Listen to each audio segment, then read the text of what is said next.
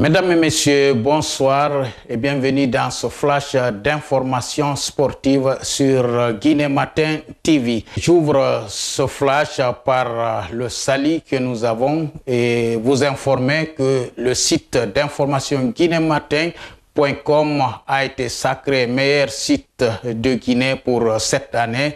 C'est à l'occasion de la cérémonie organisée par Média Avar Guinée ce samedi. Alors, nous nous réjouissons de ce prix et nous vous donnons l'engagement de toujours œuvrer pour mériter d'autres prix.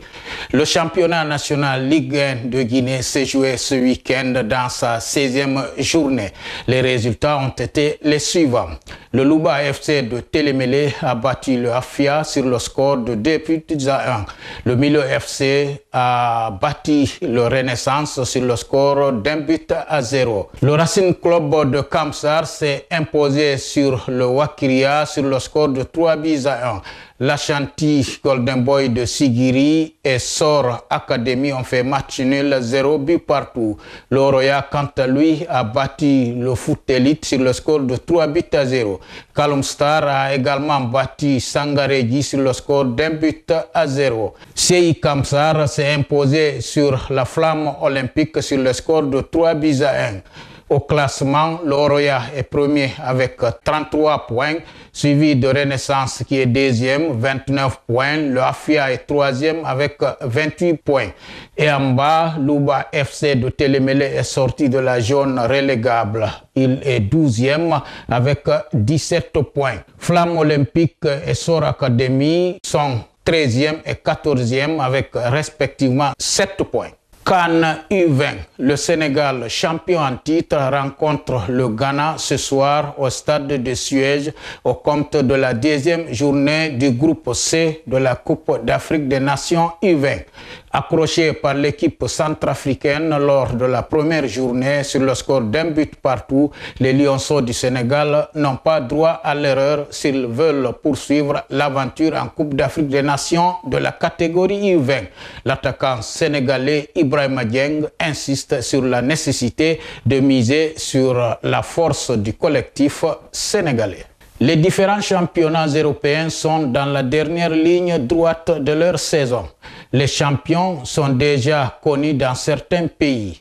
En Ligue 1 française, le Paris Saint-Germain est déjà champion. En Angleterre, c'est Liverpool Football Club de Mohamed Salah. En Allemagne, le Bayern Munich est champion pour la 34e fois. C'est en Liga espagnole que le suspense demeure. Le FC Barcelone est toujours premier avec 4 points d'avance sur le Real Madrid.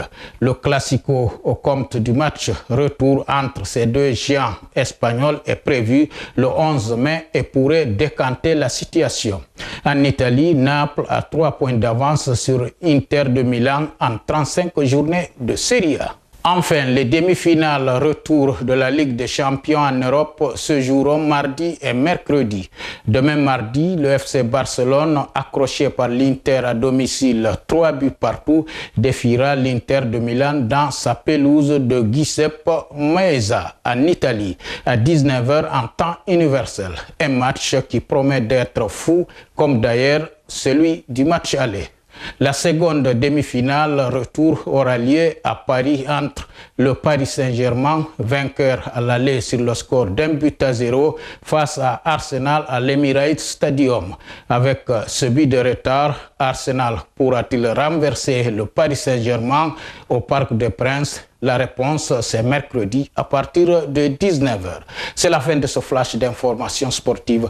Merci.